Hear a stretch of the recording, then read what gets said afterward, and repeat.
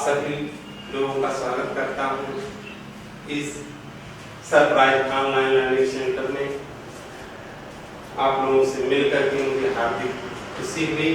मैं बहुत प्रसन्न हूँ कि मैं आप लोगों के बीच तक, आप लोगों तक जो है सरल भाषा में अच्छे ढंग से, जिससे आपकी समझ में आ जाए, ऐसे जो है सवालों को जो सॉल्व करके आप तक पहुंचाने का प्रयास कर रहा हूँ। और हमें विश्वास है कि आपकी समझ में अवश्य आता होगा। अगर आपको ये वीडियो अच्छा लगे तो लाइक अवश्य कीजिएगा। अब अगली प्रश्नावली हमको पढ़ना है 1.6 संख्या पद्धति में। पहला सवाल है ज्ञात कीजिए। देखिए इसमें घातांक है। पहला सवाल है, देखिए ज्ञात कीजिए कि 64 की घात 1/2 दिया है इसमें कि 64 की घात 1/2 ये दिया है ना। अब देखिए इसमें हम सीधा सीधा ये देखते हैं कि ये हमारा आधार है। ये आधार है, ये घात या घातांक जिसको कहते हैं, पावर जिसको, इसको बेस, इसको पावर कहते हैं। अब देखिए इसमें भैया क्या करते हैं, 64 है ना, तो इसका पहले खंड बना लेते हैं। 64 को हम क्या लिख सकते हैं, 2 दूना 4 दूना 8 दूना 16 दूना 32 दूना 64 घात 1/2। अब भी तो 64 ही है ना, कहीं अपना लिख कर काट लेंगे इस तरह। 2 दूना 4 दूना 8 दूना 16 दूना 32 दूना 64 घात 1/2। ये बराबर कई चूहे गिन ले, 1 2 3 4 5 6 है ना। 2 की घात क्या लिख देगी, 6, फिर ब्रैकेट में 1/2 क्या लिख दी 2। अब देखिए आगे 2 की घात 6 है ना, गुणे 1/2 ब्रैकेट में मतलब पूरा होता है। 2 1 कम 2 3 6 3 1 कम 3 ही होगा ना। 2 की घात क्या हो गई भैया 3। अब इसको हम लिख सकते हैं 2 गुणे 2 गुणे 2, 2 दूना 4 दूना 8। यही पूछा गया है ना, मान ज्ञात कीजिए, है मिल गया ना। इसी तरह से आप लोग दूसरा तीसरा हल करेंगे। नेक्स्ट क्वेश्चन देखिए, दूसरा जो है इसमें भी ज्ञात कीजिए दिया है 9 की घात 3/2 दिया है। 9 की घात 3/2 यही दिया है। तो अब हम देखते हैं 9 की घात 3/2 है, इसको हम 3 गुणे 3 त्रिका 9 होगा इसका ना, अभाज्य गुणनखंड 3/2। अब भी 9 की घात 3/2, अब भी 9 की घात 3/2 ही है ना। 3 गुणे 3 3 त्रिका 9, 9 की घात 3/2। अब इसको हम लिख सकते हैं 3 पे चूहे 2 चूहे ना, 3 घाते 2 है। अब इसकी घात क्या 3/2 लिखे ना, ये बराबर लिख सकते हैं 3 घाते 2 गुणे 3/2। ब्रैकेट मतलब गुणा कर दीजिए, घात घात से ही गुणा होगा तो 2 कट गया।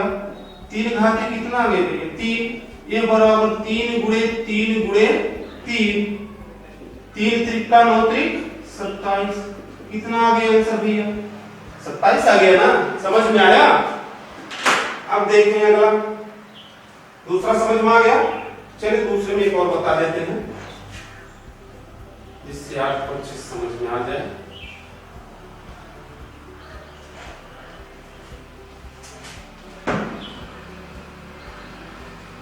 सवाल नंबर दूसरे का पहला। अब देखिए सवाल नंबर दूसरे में एक है चौथा, सवाल नंबर 2 का चौथा देखें। चौथे में दिया है 125 घाते ऋण 1/3।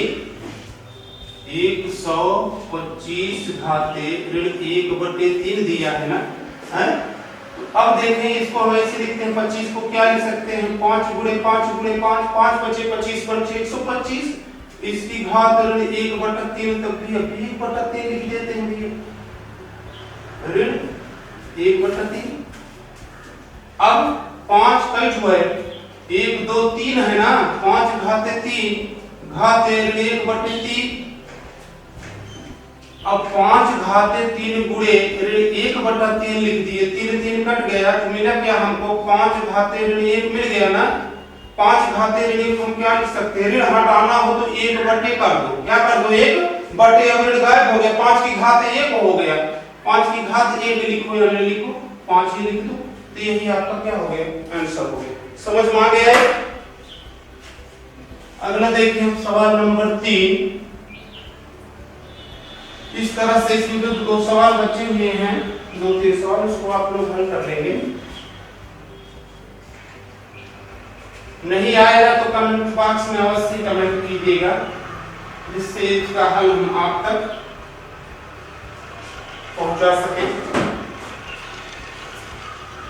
सवाल नंबर 3 देखिएगा, इसमें सरल कीजिए भैया, कह रहे हैं कि सरल कीजिए, दे रहे हैं ना, सरल कीजिए। पहला सवाल है इसमें 2 की घात 2/3, 2 की घात 2/3 इंटू 2 की घात 1/, मिट गया शायद, 2 की घात 2/3 इंटू 2 की घात 1/5 है, से 1/5 ही है, 2 की घात 1/5। अब देखिए इसका फार्मूला है भैया, देखिए बेस है, आधार है, आधार ये घातांक है या घात ये घातांक हो। अब यहाँ गुणा हो रहा है, हम जानते हैं कि गुणा करने पर यदि आधार बराबर हो, यदि आधार बराबर हो तो गुणा करने पर घातें जो होती हैं वो जुड़ जाती हैं और भाग देने पर घातें घट जाती हैं। तो यहाँ गुणा हो रहा है, इसलिए घातें इसकी क्या होंगी भैया, जुड़ जाएंगी। 2/3 धन 1/5 घात देखो जोड़ लिए कि नहीं जोड़ लिए। अब ये बराबर 2 घातें, अब इसको जोड़ ले, बेस अब इक्वल था, आधार बराबर था, गुणा करने पर घातें क्या होंगी, जुड़ जाएंगी।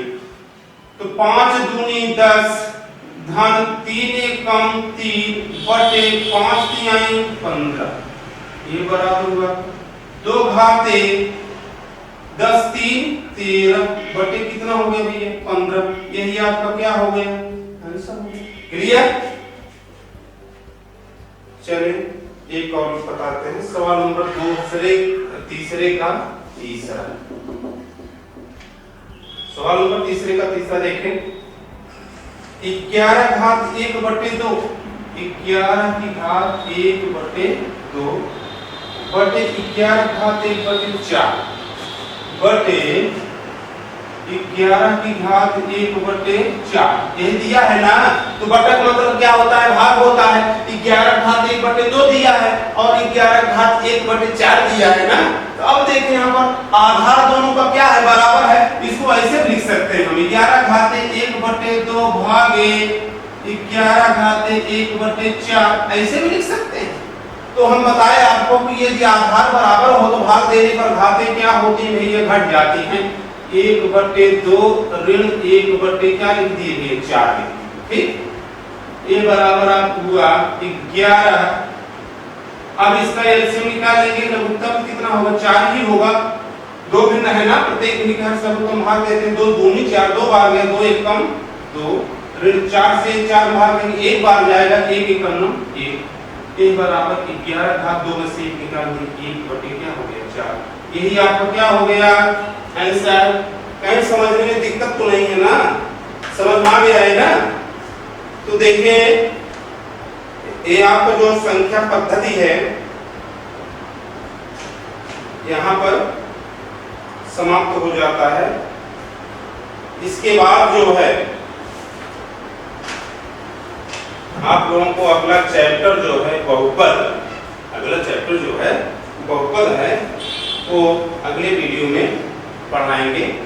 तो आप देखिए इसमें थोड़ा सा चर्चा कर लेते हैं हम कि परिमेय और अपरिमेय। कुछ बच्चे देखें बार बार उसे पूछते हैं कि सर ऐसा है कि परिमेय अपरिमेय बताते हैं तो समझ में तो आ जाता है, लेकिन फिर हम सोचने लगते हैं जब उसमें सब बटे में लिख सकते क्यों नहीं है, हम बटे में लिख देते हैं।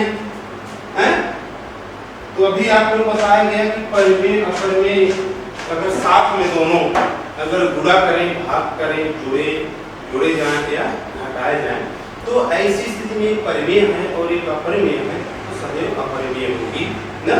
तो देखिए परिमेय संख्या जो है उसको शांत हो सकती है, परिमेय संख्या और अशांत दोनों स्थितियां हैं उसमें, शांत भी हो सकती हैं और अशांत भी, लेकिन आवर्ती होना आवश्यक होता है। अब ये आपका चैप्टर पूरा हुआ। अब अगला चैप्टर जो है आप लोगों को अगले वीडियो में बताएंगे। तब तक के लिए आपको धन्यवाद।